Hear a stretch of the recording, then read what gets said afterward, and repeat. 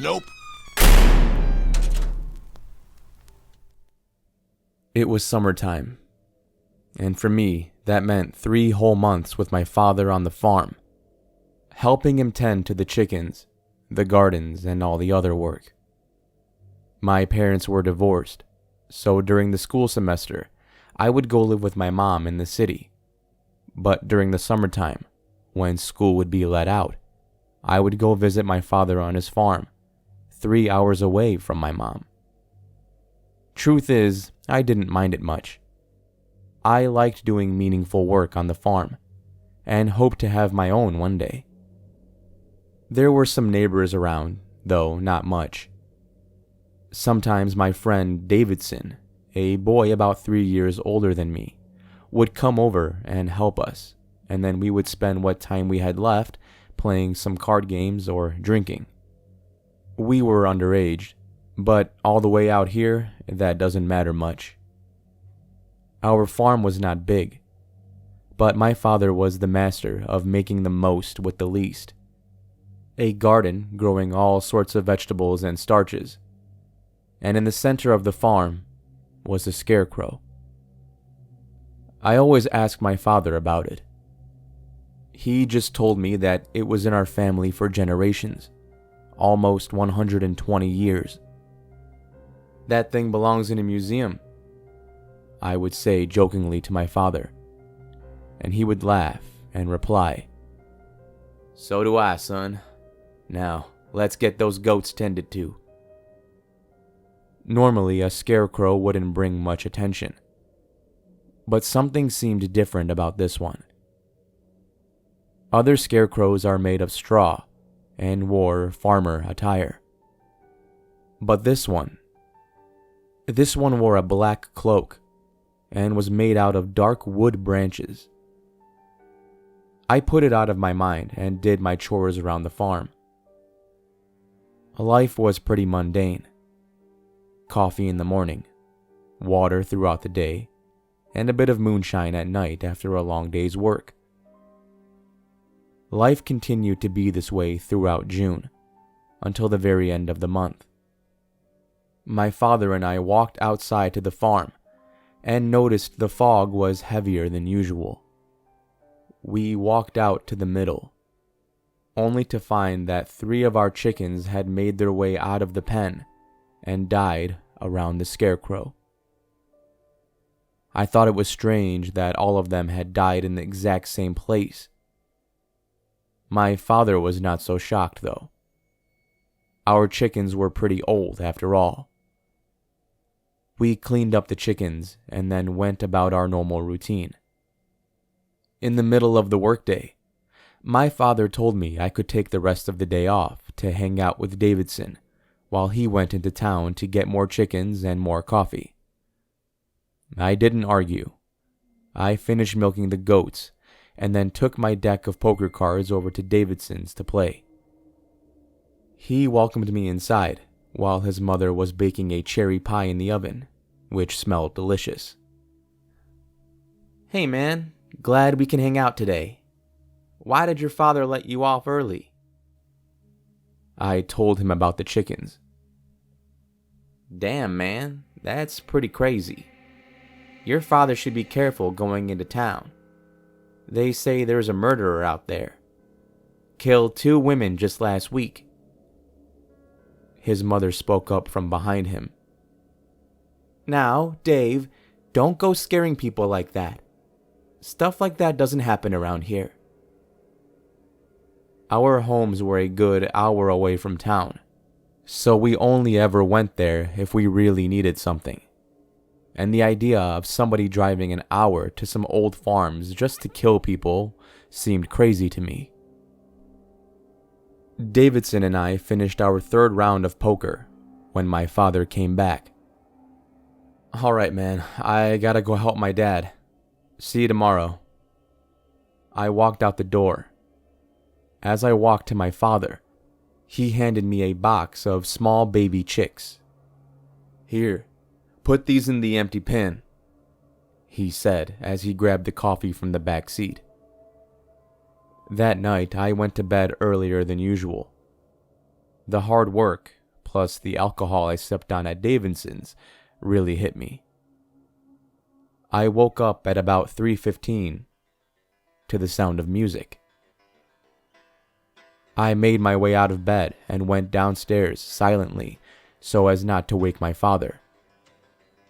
When I reached the back door and opened it, the fog had already begun to set in. And on the other side of it, I swear, I saw someone or something. On the bench we kept next to the garden, the one we sit down on to take our breaks and gaze at the sunset, was a man. He seemed to be wearing a black cloak with a black hat and was playing a banjo in its deepest keys. The melody was a bit haunting, yet listening to it gave a nostalgic feeling. The fog got deeper, and I went back inside. When I did, my father was waiting on me. "What are you doing out of bed?" he asked inquisitively. "There's a man outside on the bench." At that, my father raced outside. The fog had now dissipated into a thin veil. Sure enough, there was no man on the seat. "You probably just had a bad dream, son. Go back to bed." I obeyed his order and marched upstairs, kind of relieved that there was no one there. The next morning, we woke up and went outside. Once again, there was fog. The fog did not grab our attention as much as the scarecrow did. It now had the body of a goat next to it. My father walked over to it and looked at it with a bit of pity. He then turned his gaze to the scarecrow and noticed something neither of us had seen when we first came out. The scythe we used to cut the tall weeds and overgrowth made its way out of the locked shed and next to the scarecrow. As if that wasn't bad enough, the scythe was also now covered in blood. My dad took the scythe and put it back in the shed, and then we disposed of the goat. On account of the rain and thunder, we didn't have much to do around the farm except feed the animals and spend the day listening to the radio or watching a few videos my dad had for his old TV. The whole day, I couldn't stop thinking about that goat, the scarecrow, or the man I had seen the night prior. The next few weeks were not eventful. It was life on the farm as normal for me, and summer was coming to an end. But the end of August, my last week there, still puzzles me to this day. I had woken up before my dad and turned on the radio to one of the only two stations we got. The news came in over the static. "More reported murders." The voice was in and out because of the static, but I knew it was talking about the unsolved serial killer case over in town. My dad finally woke up. We threw back some coffee and looked out of the window to once again see thick fog. Right away, I wondered if anything would be dead next to the scarecrow. My dad and I walked outside, and what we found disturbed me. It was a dead human. I didn't know the man, but I looked at my dad, who seemed completely unfazed by what he was looking at. "Son, go tend to the animals and harvest the kale. I'll take care of this." Once again, my dad picked up the scythe, which had made its way back to the scarecrow, who I now believed was responsible for all of this. He put the scythe back in the shed and grabbed a shovel in order to bury the body. After a long day of going about my chores, I walked inside, took a small drink, and ate some apple pie before going to bed. That night, I woke up again at 3:15 to the sound of a banjo being played outside. This time, I stayed in bed, afraid that my father would give me some choice words for disobeying him again. I sat there and listened to the song until it slowly faded away into silence. That's when I fell asleep. The next 4 days were uneventful. But when I woke up on my last day at the farm, I went outside. My dad was already there, standing where the scarecrow used to be. The shed was open, and the scythe was completely gone. I asked my dad what happened, and he gave me a direct, yet very vague, response. The collector has gone out for his autumn harvest, but he'll be back next spring. I went back inside, poured some coffee, and turned on the radio. They were discussing the murders, and I knew right then that they were only about to get worse.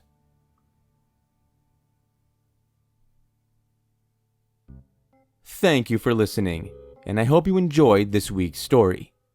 If you did, you know what to do. Take that like button and just slash it across the face with your scythe. Do not hold back, I'm telling ya. Shout out to the author of the story. Oh, just kidding, because whoever it is gave me permission to read it and then deleted their Reddit account. So I don't have their name. But for the moment, as of recording this, the link to the No Sleep post is still there. So check it out in the description if I have it available. I thought it was pretty timely, because it is autumn and Thanksgiving's around the corner. Speaking of which, we all know that after Thanksgiving is Black Friday, so be sure to check out nopetocreepy.com, where I'll be running a Black Friday sale all weekend. It starts right away on Friday and ends midnight on Monday. So if you want to get yourself some cool shirts, some hoodies, some tank tops, whatever you might need, check out nopetocreepy.com. Maybe you'll find something you like. Until next time, everybody, remember to stay safe out there. I'll be seeing you in the next video.